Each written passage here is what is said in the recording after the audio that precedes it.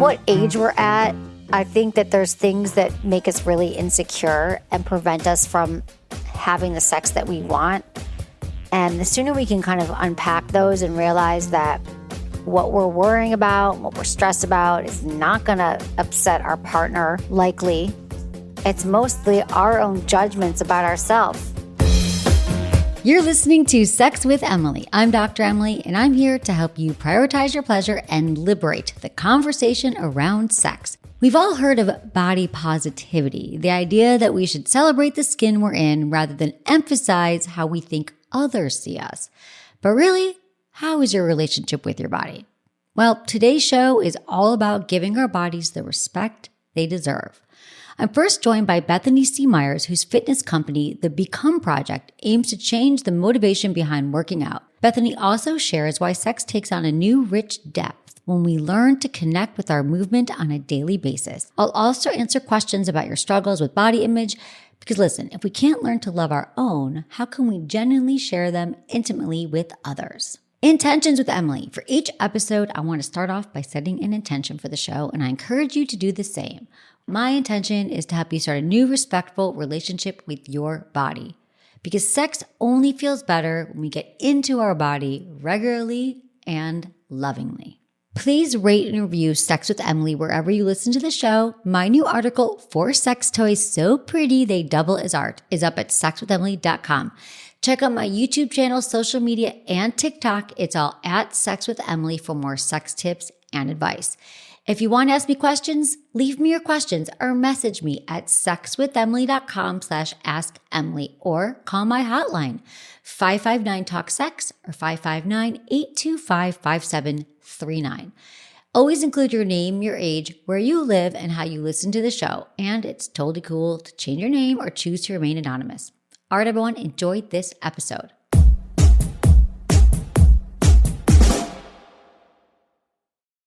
By now, you've probably heard my Magic Wand story. It's a brand that's been part of my personal journey for more than 20 years. But no matter how many times I sing Magic Wand's praises, I'll never be able to fully capture the story of this incredible brand. Well, now journalist and author Kate Sloan just completed a limited audio series documenting the history and impact that Magic Wand has created over the last 56 years. It's called Making Magic. And the series chronicles Magic Wand's incredible brand story through interviews with nearly 40 experts, performers, business owners, educators, and fans. So I got a sneak preview of the series, and what I loved is that Kate weaves together snippets from all their interviews into this amazing story arc. She covers Magic Wand's journey from appliance store massager to its legendary influence on culture and sexual independence, and it's all just fascinating. The first episodes of Making Magic are available now at makingmagicseries.com or on all popular podcast platforms. Just search for Making Magic or visit makingmagicseries.com today.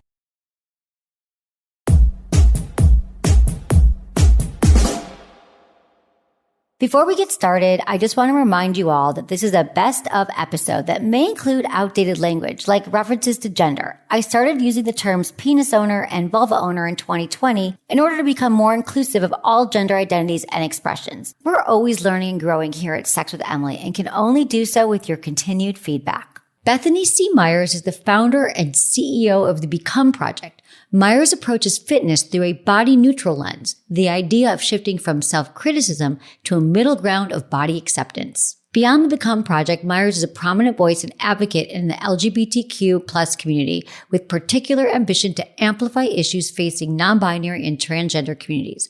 Learn more at thebecomproject.com and follow Bethany on Instagram at Bethany C Meyers and the be.come Project at the be.come Project. I'm really excited to welcome my guest right now. I have Bethany C Meyers. Hello. Hello, Bethany. Hi, Emily. So glad Bethany's here. We're having a great chat. Bethany's a New York City-based master instructor known for body positive and inclusive approach to instruction.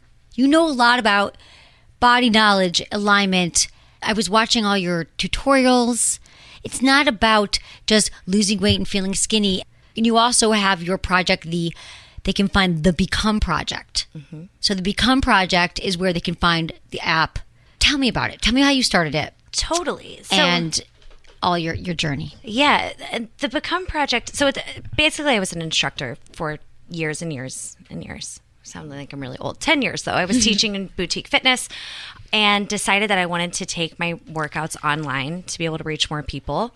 And then I think the bigger thing that happened in the Become project is that I realized how kind of toxic the fitness world can be in the way that we think about our bodies. So I think that they really try to sell us on the workout by saying your body is not good as it currently is.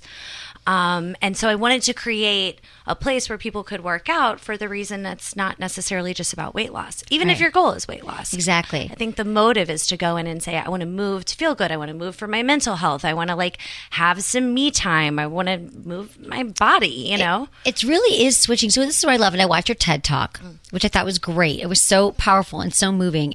And your journey about being in the industry and being someone who had an eating disorder, and then realizing like it's all about this external need to lose weight. Then you had your whole journey toward realizing is about, loving your body. And I actually want to know what your process was for healing. What I love that you say that's so motivating is that we know that it's right for us to work out, but it's so hard to motivate because we use this negative, we beat ourselves up, we guilt ourselves in it, we feel shame if we don't. I got to work out, I got to lose weight, I got to look better. We hate our bodies, we look in the mirror, we hate everything. And I'm always telling people, like, look in the mirror, like look at what you love about yourself. It's so hard to do. And there's so much pressure for women and for men. We all have it. And so it's like, I love that your project, the Become project, which is so cool. I love just the whole process. So congratulations, 'cause it's not easy putting that shit together. Thank you. It's been grassroots as fuck. I mean, it's been really, it's been a process getting here, but amazing at the same time. Right, of course, the journey.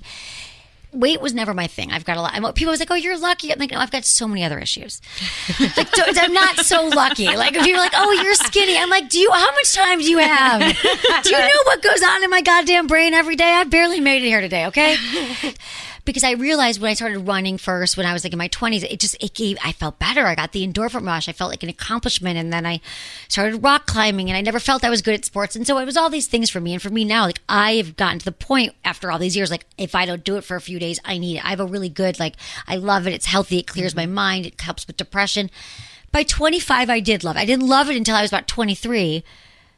But what would you say? Because I think your approach, Bethany C Meyers, is kind of like getting people to kind of learn to just hook up with it in a way that is not judgy, not blamey, shamey. Yeah. Well, it's interesting because a lot of the clientele, I mean, I have two different types of clientele. One is like a super athletic person who loves working out and they like the routines and the movement's very unique. It's almost like a dance class without dancing at all. And then I have people who are like, I hate the gym, never want to work out a day in my life. Like, no, thank you. And I think the reason why people get attached to that is mostly just because of the language that I use in teaching. So, oftentimes, look, if I wasn't in fitness, I probably wouldn't be a workout person, to be completely honest. Like, it's not, I would never just go to a gym on my own and get on the treadmill. Like, I don't even know how to do that. I have to take a class or have somebody guiding me, right? I think that a lot of times, like, I would go into a fitness class and they'd be like, go lower, go deeper, push harder. Like, come on, what are you resting? Sort of like this, like very like bashing, almost a little bit scary. And I really like to teach from a place that's still tough. It's still like get in there and do it. But it's like, okay, where do you feel the best? What would happen if you didn't come down? Instead of dropping, what would happen if you go to your knees? Like, it's sort of this different approach to bring people in where I feel like a lot of people have found a safe space within where like they can let their body is allowed to have flaws. They're allowed to mess up. It's okay if you have fat rolls on your stomach, right? Like, it's not all about getting a freaking bikini body. Like, there's other things that we're talking about and thinking about. And one of the main things we're thinking about is how do you feel? Yeah. So my favorite part of the app is before and after each workout, in order to unlock and lock the routine, you have to answer the question, how do you feel? And I think that really starts to let people recognize, am I starting this workout feeling unmotivated and then finish feeling really energized? Yeah. And so if you can take the attention to how you feel after, maybe that becomes more motivating. What's not motivating to work out is you suck, you ate too much food this weekend, now you have to go to the gym. Like, that's miserable. Right, exactly. That's why we don't stick with workouts. Exactly. We use it as a punishing. And if you could really learn to be in the moment and be thinking about how does your body feel, I love that you have that check-in in the beginning of all your videos. I think what I love also about your workout videos, first of all, do them at home. You can do them anywhere. And I love it because I do now the kind of practice that you're doing. It's more like Pilates, yoga based. It seems like some of it just are the positioning, and you give modifications because I have a bad back. And I feel like I've hurt myself in classes when they're not like, afterwards, I had this with an instructor recently, and she said to me, well, why didn't you tell me you had a bad back? I'm like, there's 20 people in here, and I wasn't going to go up there and tell you, but she's like, well, don't you know the modifications yet? I'm like, no, I don't. It's a fairly new injury. I was working. It just pissed me off. Yeah. I've actually because instructors can't go around, but you're doing that in the delivery and making people feel good. Totally. So I've actually started not even calling them modifications. I just call them alternatives. Because what I realized is, a side plank. Like if you don't have a good shoulder, you don't have a good neck, there's a good chance that you always need to be on your knees in a side plank, no matter how strong you are. Yeah. And I'm kind of like over this idea where it's like, this is the harder version and this is the easier version. It's just two different versions. What feels best on your body. And when you're doing things that feel good on your body, right, then you're working it in the right way. Then it's a different relationship. And it's not like every time I do this workout, my back is killing me. Exactly. So I think that I like the idea of finding power and figuring out what our body needs, which is essentially body autonomy, right? Exactly. It's like, what do I need at this time? So then a big part of my job is to make sure that people know all the different ways that they can do something. And you do it seamlessly. It seems like it's effortless in that way. So it really is your gift. I really like telling people what to do with their body. Do you like telling people what to do in the bedroom? Sometimes, yeah. Do you feel like you're more like dominant, submissive? Dominant. It definitely depends on who I'm with. Right. So you're with, let's talk about you. Okay. For a second. Let's talk about so you're with men, women mostly. Women. Tell me. Because I met your mostly. Right. Okay. You've met my spouse. Who is born male, identifies as non-binary, uses they, them pronouns, as do I. You use they, them pronouns too. We could talk about that. They, them. I was afraid. I've done this, but I feel like I don't want to mess with they, it's okay. them. Okay. Just know that I care. It's like practicing a language. It is, and but it's an important language. I know. Yeah. I don't think that you would. No. Because I actually remember times when that was like really hard for me when I started, having friends who use they, them, and I had to really practice. You have to practice and be mindful of it. It's like learning a language, right? It's a way of speaking. And so I think oftentimes people are very intimidated by the words because they don't want to offend someone. Yeah. But I try to look at it from a place of like, it's just learning how to talk. And this is just a more inclusive way of speaking. Exactly. Okay. Yeah. Right. So right. So would you correct somebody? So how would we explain that though exactly? So I wouldn't say she. So Bethany, you'd like her probably they. I would say they's. Bethany is here today. We're really excited to talk to them. To talk to them. Yeah. Bethany is here today. They look great. You do look great. And you sound great. And you're in an open marriage. Okay, so I'm in an open marriage. So let's talk about that because people are often confused by that. They're intrigued. They're not sure how it works. How do you get past it? And you've had a lot of experience. So how does that work for you? It's a topic I talk about often. And honestly, it's something I'm still figuring out as far as how I can help other people. Something that's interesting about the relationship itself is Nico and I have kind of always been open. We've known each other for 13 years. There's been times that I suppose we dated monogamously, but like neither one of us are monogamous people. So we just cheated on each other and then, easily got over it because we're like, whatever, I don't care kind of thing. Right. We're both queer. As far as my identity, like I'm married to somebody who has male parts, but I wouldn't ever consider any other guy.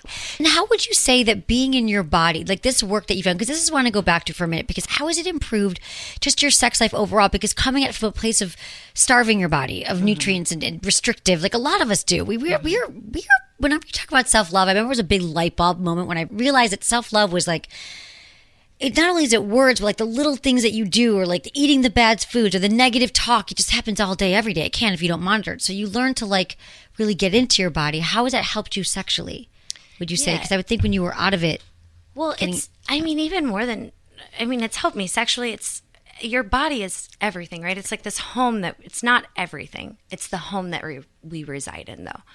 And it's this physical manifestation of ourselves. And so that carries into every single aspect. What I found is at the height of my eating disorder, at the height of my body bashing and really, really just being super uncomfortable in my skin, was also at the height of like my most disconnected sex. Oh, right. And like sexual encounters where I was like, I don't care who it is. Like, just like, I mean, honestly, like I feel like really disrespectful to my own self. Yeah. It was just like, whatever, you can be an asshole, but you can still fuck me sort of Right. thing. You know, I just did not care. As I started to heal and really started to focus on like, I'm only going to move for reasons because of my own mental health. Like I'm going to stop doing workouts because of anything that's exterior, and I'm only going to work out for things that are interior. And then like I'm going to spend every day like literally standing in the mirror and being like, I love you, legs. I love And you really like, do. Let's talk, because I totally do that all the time. And that's part of your program too. That you give these tips are just part of your way of life. It's true. Look in the mirror. Yeah. I mean, you have to. And there was definitely a time where I was like, oh, that's so cheesy, but it really does help, especially on bad days, which I still very much have, Yes. like all the time, right? I'm not this perfect, like I'm super body neutral and everything's great all the time. It's like some days it sucks. Right. But talking to yourself is really helpful. Reminding yourself that like the way, you know, what helps me is the way that you, like I'm feeling this way about my body because society has painted a picture of what is beautiful and what is perfect. And this is an idea that's been sold to me. It often helps me to take it to like a bigger perspective. You know, I don't know if that helps other people. No, but I think it it's big for absolutely me. does. I think that is a really big shift to realize that like you can have the agency over your own body, those own decisions, and then stopping the negative. Because it really is true that we see. I remember this woman was selling lingerie at the flea market. I just love this example. And she was saying it. She'll have women come in that two women, same day, different body, like same body type, same exact. And one comes in and she's like, I look so hot, I feel so good. And then someone else the same and she's like, oh my God, I could never wear this. And it's like, we all have that choice in every moment to decide to love the body that we are in and to have this notion that it's supposed to look any certain way. And I do think we're getting certain places in society. We're seeing all different size bodies, like in advertisements, and people are being a little, but we're still got a long way to go. So I love that this app is really about, and what you're doing, your whole movement is about just helping everyone just being on this more body, not even body positivity, being like neutral. Because positivity, even being body positive, it's kind of stressful because if you hate your body, you're like, I'm not going to be positive, but I could be neutral. Right. And that's a good place to start if that's where you need to start. Because we often do things that set ourselves up to fail. And the idea that you can be positive about something 100% of the time, like I can't think of one thing in my whole life that I'm positive about all the time. Me neither. And so then we're like, you need to be body positive. And then you have days where you don't feel super body positive. And it's like, oh, you failed at being body positive. It's just like so messed up, right? So I use the word body neutrality with the idea that some days you love your body, some days you hate your body, all days you respect your body. Yes. And I go back to that often where it's like, okay, today I don't feel great about it. I'm going to accept that and acknowledge it. But like, I am more than just my body. This is not the only thing that I am. Right. There's so much more. Yeah. There's so much more to you. I think that is such a good message. Really. So how do you feel? How has it been going? What's the response been to the Become project? It's been amazing. It's been very heavy in a good way. It's an emotional, like it evokes something very emotional in people. And the stories that we get in from clients is this really powerful thing. I mean, of people being like, I did the workout in my underwear today, and this is the first time that I've stood in my underwear and like really looked at myself. Like that's a huge thing. That is a huge thing. For people to be like, I'm feeling more comfortable. We've actually had a lot of people saying that they're feeling more comfortable around their spouse and that their sex life is a lot better. That has to be when you got to move your body. 100%. And like, it's really cool to have people writing, being like, you've improved my sex life. Yes, that's what we're all about. You know all here. about Yes, this, right? No, all day, every day. Because it is the life force. So what I also want to explain to people, and this is something that I'm just like, if we don't move our bodies, like our life force, like the pelvic floor, I mean, there is so much tension and there is so much that we hold, memories, we hold stress and tension, and that actually prevents us from, like, you have to move your body to have better sex. I mean, and I hate to be like, you got it, but you do. And we wonder why sometimes I hear from a lot of, I hear from women, men and women, but a little bit more women who are like, I don't know why I'm never in the mood and sex has gotten boring, but like I don't have time to work out and I can't do anything. And like a lot of times, a lot of things start in there. You have pain, but we have to learn to like strengthen our core, do exercises, and that gets you, the more you move, the more you will want sex. Your blood's flowing. Your blood is literally stagnated if you're not doing movement. Yeah, I honestly haven't thought about it that way, but you're absolutely right. Yeah, I mean, it's really once you start moving, and that's why even couples do it together. Like if they it's just, and that is something because when couples play together, I always say they play together, they stay together. But it's true when you move your bodies together, it's hot. It is, or take a class, or do something that's, challenging both of you. You get that dopamine, that serotonin, that connectivity again. Right. So. And gaining your own stance, like understanding what it feels like to be inside of your body. I'm really big, like in my instruction, I've always been this way. I'm really big about putting the mind into the muscle. Like put your mind into your body. Where do you feel it? Where do you want to feel it? We're like taking yourself mentally there. And I think that that's just so important to really be inside of yourself and understand what you feel like. Well, I think yes. I'm so glad you brought this up because that is so hard. That is something that personally I've had to learn that, and that has been a journey where I literally would have, like, I remember like 20 years ago I had a therapist say to me like, well, where do you feel this in your body? And I was annoyed. I was like, no, I don't only feel anxiety, I feel it everywhere. So I don't know what you're talking about. I don't have emotions in my body. I don't feel it. And it took me a long time, and that's from a lot of us who disassociate, things happen in childhood, I had trauma. Things happen, and I had to learn, and it's always a journey because we can numb out, we can not feel things to feel things. So what is your process?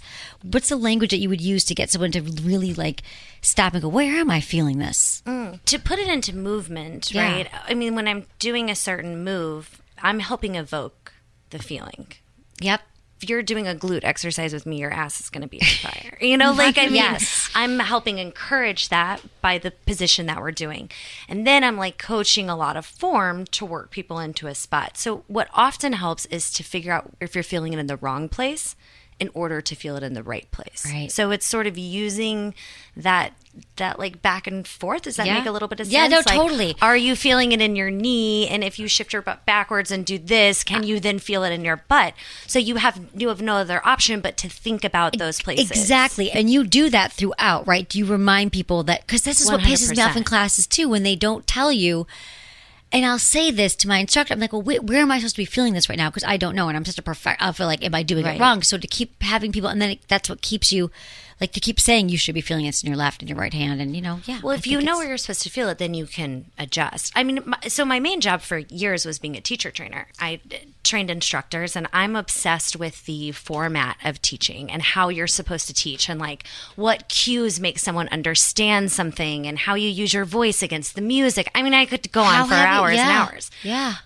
But that like teaching other instructors how to teach is one of my favorite things. And that's one of my number one things I say is if you tell people where they're supposed to feel it, it helps them better adjust their body to get there. Absolutely. I think every single instructor, those are my favorite instructors. I'm like, thank you. Like after yoga, I'm like, thank you. Because I've been doing it for yoga forever, but I still need to remember that my shoulders have to go over my hands. Right. Or don't be, because you just keep going back, you keep going back to how you're used to doing things. So to keep correcting. I kind of got to go back to your open relationship thing because I cut you off. Let's go back. I know that people, because you're in a successful one, and I would just let where you're working on it. And I think I love your language of work in progress. Right. We're always working on it. I think it's super success. I do. I think we have a really successful open, like as far as how we interact with each other. What has been hard right now, or what I'm struggling with right now, is who am I dating? Who are like the people who are into the open marriage? Who are the people that are okay with the fact that you're married, who can get it? It's, the idea of what marriage is so ingrained into us. We're so ingrained to like only know what a monogamous relationship looks like. And I know that there's more, I know that it can be something else. And it's just, that's been the hardest thing, is finding other people who are on board. Yeah. Well, I think that you're doing a lot of educating in all different areas of your life. So they just have to understand what it means. But it's hard, though, if you're like saying it's just for sex. Right. If you want something more than that. You never know what things are going to be, like if you have energy with somebody. Yes. I think you're going to find people. Something that you would tell your younger self about sex and relationships. It's not a sin. I was raised really religious. Oh, okay. Yeah. So it's okay to explore. Masturbate. Ooh, Yes, masturbate. Yeah. I always bring it back to masturbation. Right. Me too. It took me All day, way every too day. long to find it Yeah, and same. to experience it. Yeah. How old were you? Like late 20s. Yeah. Oh, okay. Yeah. I mean, Yeah. granted, when I was young, I was like hanging on like the pole of my bedpost. Like Right. I was doing Oh, it. you were right, but you didn't know, you felt shame or it was weird. Right. And it was like you're from the small Midwest and too, then- right? You're from Missouri? Yeah. I'm from Michigan. Yeah. And then No the one's first like, time that I like really went in with my hands and did it full out, put all my heart and yeah, soul into yeah, it. yeah, that you got to do. I was like, holy shit. Yeah, where have you been my whole life? What the fuck is this? It was amazing. I have to say, the more you work out and move, I always want to like masturbate after I work out. It's all the blood flow. It's a good thing. Totally. Okay, something random that gets you in the mood.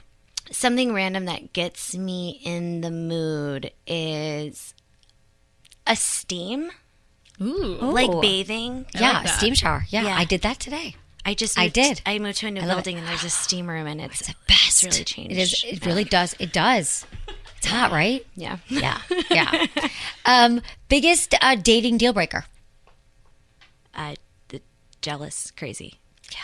I didn't get to how you get through jealousy, an open thing. I don't know if it's me. I feel like I tend to attract pretty crazy people. Oh, okay. Or like people that like love the drama stuff. So Yeah. I don't Well, know. you'll start to recognize it, but then you can't. Like after a while, you'll be like, "That's." If you see it, It just recently happened and I did. I saw the red flag and I ran the yeah, other way. you got it right. Good. Yeah. Good. I felt very proud of myself. That's good. Surprise! You just keep doing that. Keep it. They won't even. It They used won't to be even. They a won't moth even to the be. They flame. won't even be in your right. But then you'll realize you're like that can't even come into Right, my yes. purview. You can choose here. Number one, sex, dating, or relationship tip. See, number one, you can pick Sex, one. dating, or relationship tip.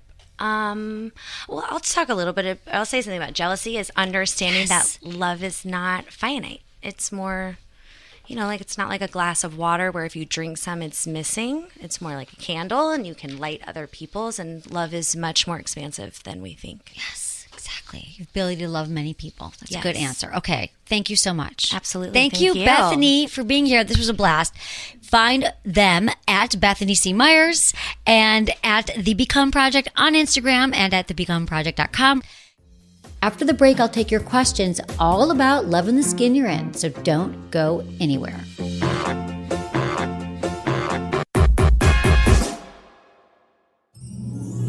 We're taking a quick detour from today's episode for our holiday gift guide spotlight. This week, I'm joined by Jeff Abraham, CEO of Promescent, a company paving the way for the better treatment of early ejaculation and enhancing couples' intimacy. Here he is sharing how their line of products can bring joy and a whole lot of pleasure to you and your loved ones this holiday season. Tell me what's new and exciting right now. I think one of the things that's most exciting is we are no longer a delay spray company. Okay. We have transitioned into a sexual wellness brand. So obviously our delay spray is still far and away the best product on the planet for men who want to last longer, for couples who want better intimacy, longer duration of intercourse. But our VitaFlux is fucking phenomenal. I mean, both for men and women, it's phenomenal. It's clearly our number 2 product. I mean, no comparisons.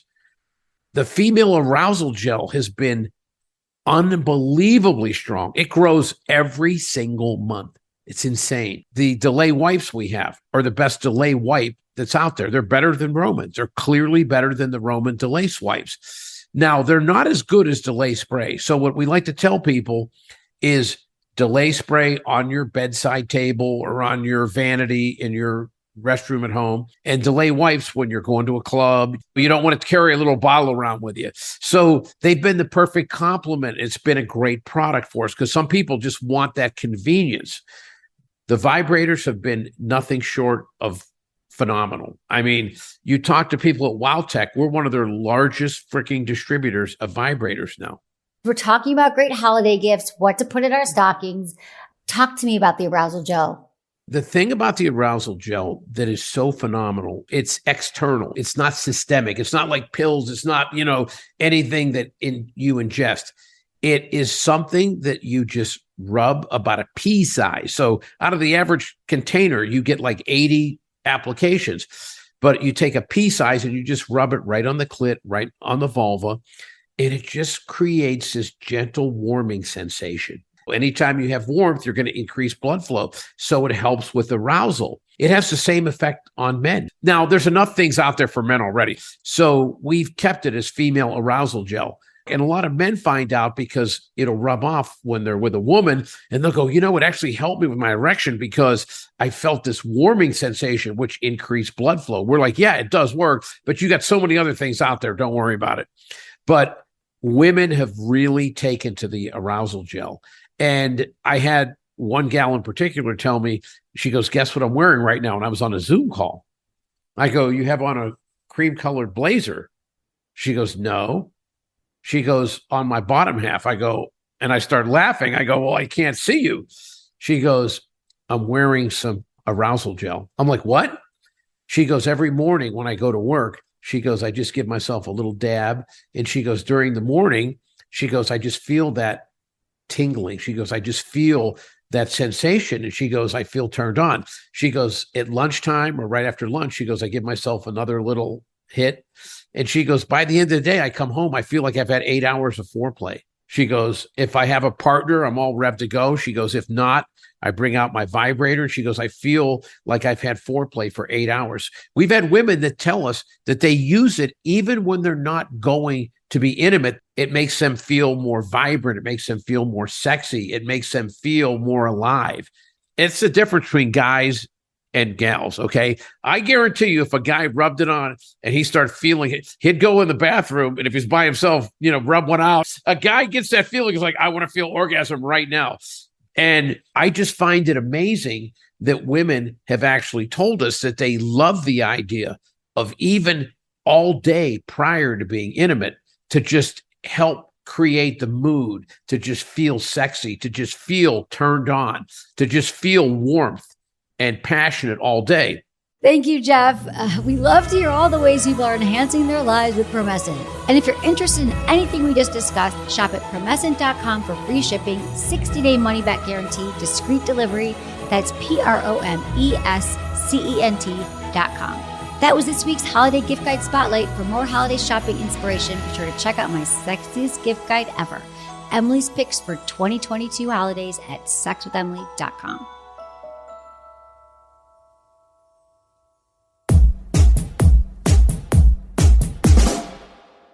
Okay, this first one comes to us from Zach, 25 in Colorado. Hi, Dr. Emily. My question is, ever since my wife had our daughter 2 years ago, she really doesn't like nipple play. She says it reminds her of breastfeeding. Is there any way I can get her to like the feeling of sucking on them / touching them again? That was a big part of our foreplay, and I wish I could get her to enjoy it again. Thanks for any tips. All right, Zach, thanks for your question. So here's the deal. When women give birth, when we age, move through the decades, our bodies change. And so does our hormones, our desires, what we like in the bedroom, the frequency of sex. There's a lot of things that are going to change. So while your wife might not have the same exact feelings about you, with nipple play, I don't think that she's completely I'm fairly confident she can get back to a place of enjoying sensation.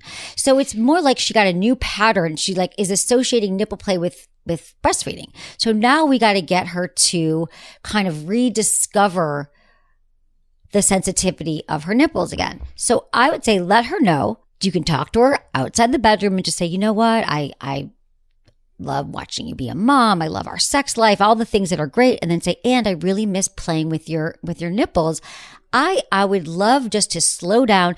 Sometimes if intercourse is a problem, you kind of want to bring back massage. Well, I think with her, you could say, I just want to lightly start to massage your breasts. I want to start massaging the sides of them. It feels really good. Explore her breasts in a bunch of different areas that are not the nipples. So it's kind of like a tease, like when you're teasing your thighs and you're playing with your inner thighs. And then you tease it, maybe use a light touch, and then you go back to the nipples. If you can take it slow and she can start to kind of rediscover all those nerve-ending sensations, I think she's going to get that feeling back and she's going to learn to love the nipple feeling again. Now, if she doesn't, if for whatever reason she can't get there, I'm sure you guys can find some other ways to play in bed. This is from Sarah, 23, New York. Hey, I'm a 23-year-old girl with double A cups. I keep seeing posts that boob size doesn't matter, but I'm having trouble getting that through my head, and it definitely affects my confidence in intimate situations. How can I feel confident and sexy in the bedroom with my super flat chest? All right, Sarah, thanks for this question because, I get it. You don't see, culture, society glorifying smaller breasts. We're never told, like from a young age, like, oh, big boobs and all that stuff. But here's the thing about confidence is just remember I love that you're asking this at 23 because it is a process and it takes time to learn to accept our bodies and love our bodies. And I can tell you, I don't have I'm a small breasted woman. For my sexual confidence, what really helped me was understanding like what felt good to me. So when I was with someone intimately, like I felt confident in my ability to move in certain ways that felt good. Like through masturbation, I learned about orgasm and I learned about pleasure. And so I feel like that confidence truly is, and this, I don't want to sound cliche, but that really is like the sexiest thing in the bedroom because somebody who's confident and knows their bodies and what feels good and knows how to give themselves pleasure and others pleasure, like that is sexy. So, I can't get you to say like you should just love your body. There's a certain amount of body acceptance that I like to preach.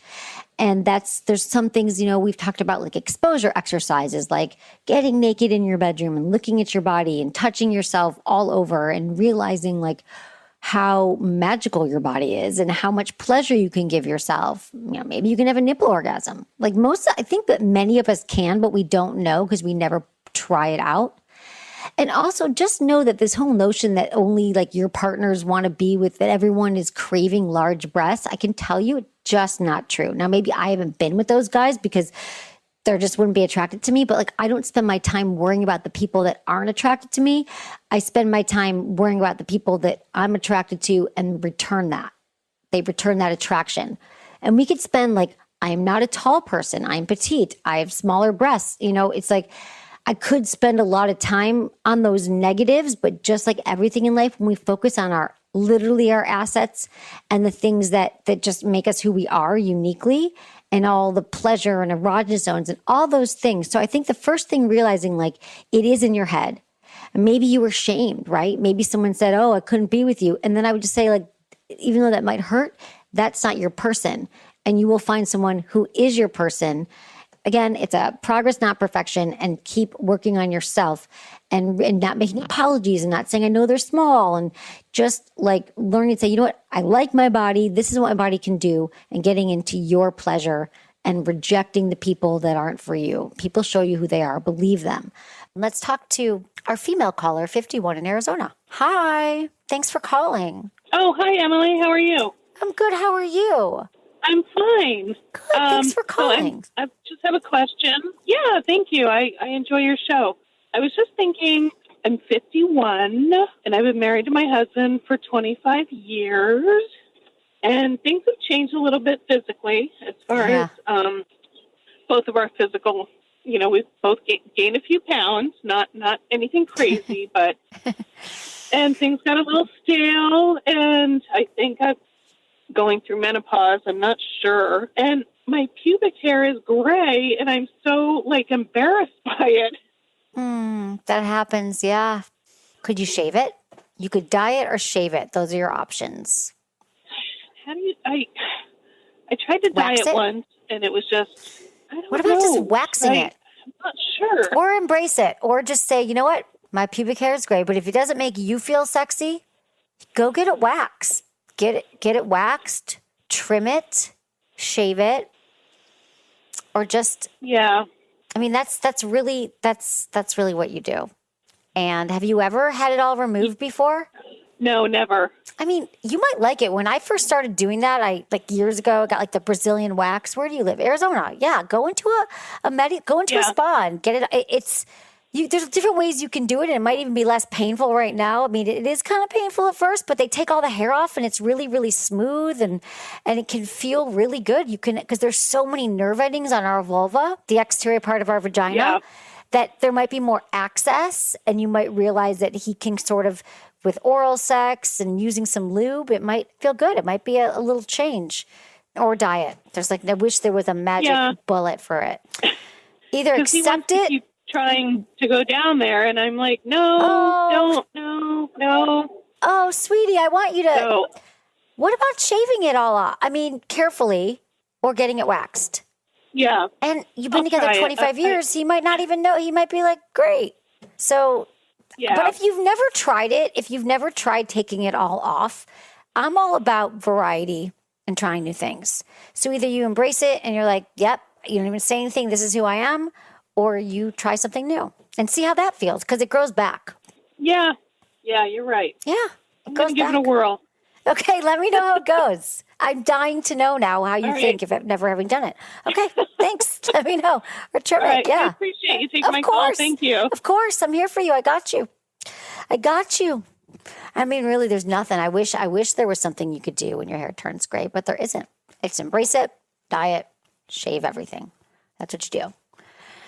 It's true. Even with your with someone for 25 years, there's still stuff to work on. There's still those issues. You know, I'd think you're 25 years together, you'd be like, oh, look how cute. You have gray hair. Remember, it's all what we want, like what makes us feel sexy. If she's not allowing her partner to go down on her and she enjoys that, then I'm saying, okay, either embrace it or take it off and see how that feels. Because no matter what age we're at, I think that there's things that make us really insecure and prevent us from having the sex that we want.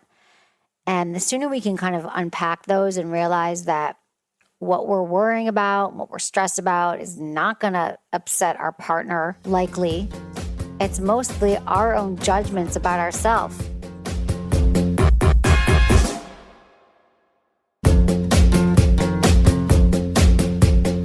That's it for today's episode. See you on Friday. Thanks for listening to Sex with Emily. Be sure to like, subscribe, and give us a review wherever you listen to the podcast and share this with a friend or partner. You can find me on YouTube, Instagram, Facebook, and Twitter at Sex with Emily. Oh, I've been told I give really good email. So sign up at sexwithemily.com. And while you're there, check out my free guides and articles for more ways to prioritize your pleasure. If you'd like to ask me about your sex life, dating, or relationships, call my hotline, 559-TALK-SEX. That's 559-825-5739. Or go to sexwithemily.com/askemily. Special thanks to Acast for powering the Sex with Emily podcast. Was it good for you? Email me, feedback@sexwithemily.com.